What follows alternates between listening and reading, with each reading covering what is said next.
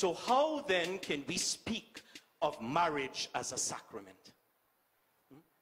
And this is where you're going to see it very powerfully, just like holy orders. That is not a thing. I know many married couples who, when they are asked, how is marriage a sacrament? They say, well, we understood that you had to come to the church and the priest had to do his thing and he bless you. Very often they speak of it as blessing. We bless you and then your marriage is blessed. You hear that being reflected in the language we use when many married couples say, look, Father Mike who marry us.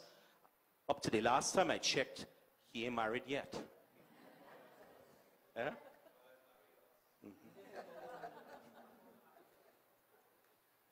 So, I always tell people, I married a single but not available. All right. So, it's wrong language because the priests don't marry anybody. The priests, like the other two who are there, are witnesses to that marriage. They don't marry. It's the couple who are marrying each other.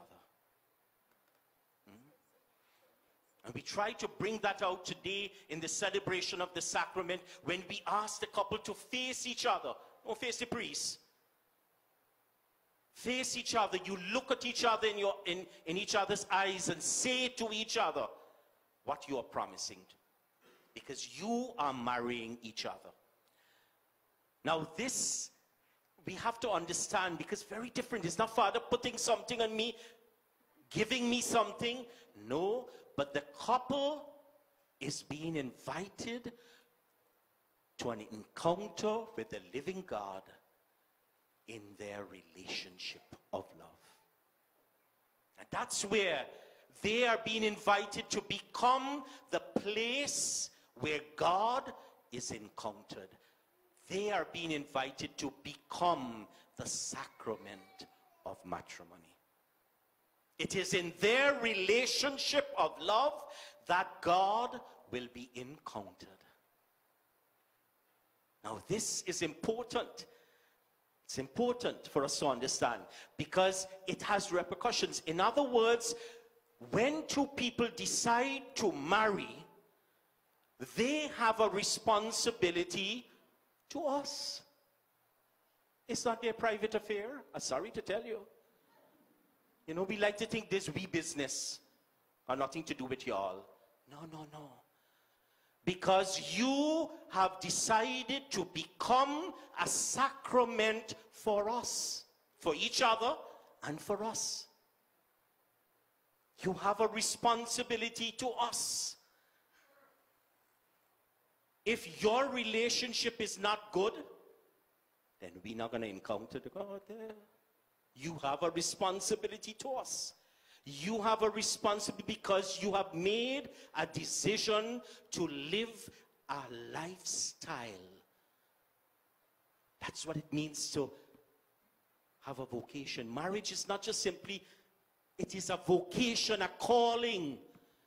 You are committing yourselves to a way of life through which we will encounter the living presence of God. It's the same thing with us, huh?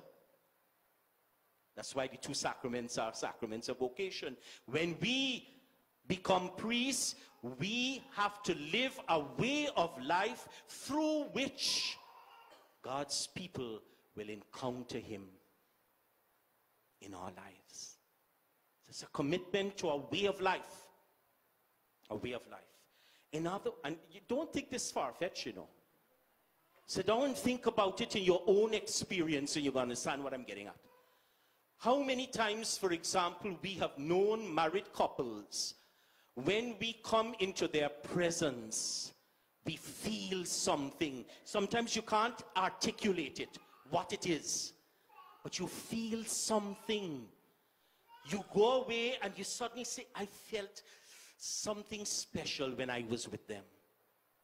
It is God's presence you are encountering in their relationship. Now, I'm not saying that they're perfect. I'm not talking about being perfect. I'm not saying couples will not have arguments and so on. No, no, no. But even there, in their forgiveness of one another, in their readiness to live in compassion and with tenderness and with love, they become that sacrament for themselves, for their family, and for us in the community of the church. So they are invited to become the sacrament of marriage. Now, this is one of the most powerful and beautiful things. And you see, marriage is being knocked about today, and it's sad. It's sad. It is one of the most powerful and beautiful sacraments in our church. And when we truly come to terms with that, we're going to start to live a different lifestyle in marriage that will truly become powerful in changing the world. I do believe that. But we got to start to change our thinking and understanding. In part of the work that I do at the tribunal, I know the other side of it. And I will be talking more about that next week. But I know the other side, the horror stories, I call them. Right? Horror stories. That we don't understand. People are getting married for all the wrong reasons. And we encourage it, and we continue to condone it. Parents, families, priests, we are condoning it. They're marrying for the wrong reasons. We have to start to understand again the call to a lifestyle that has the great potential of changing the world. Marriage. And a commitment to that lifestyle.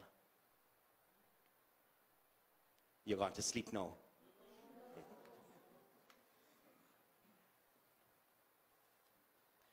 So, the sacrament of matrimony as a way of life that when lived fully has such surprising characteristics that it will both challenge and bring out the best of those who enter it. In my own journey of exploration of this sacrament, I began to see it as such a pearl of great price. It is a vocation, a call from God, if you will, that can best be seen as a gift. I honestly believe that many couples who do not regard marriage as a sacrament may come to look at sacramental couples, in other words, couples who are living that sacrament, as models of how they would like to live out their commitment of married life. It is a way of life that demands the best of who they are as human beings and as followers of Jesus, rather than a simple legal living arrangement with public approval that demands nothing. And that's where we are moving towards. As we seek to, in the laws of our lands, to rewrite what marriage is, we are moving down that road of simply making legal contracts that don't speak to anything, really. No responsibility for, but rather simply an individualistic understanding that this satisfies me. Marriage, as taught by us in the Catholic Church, is sacrament. It's sacrament.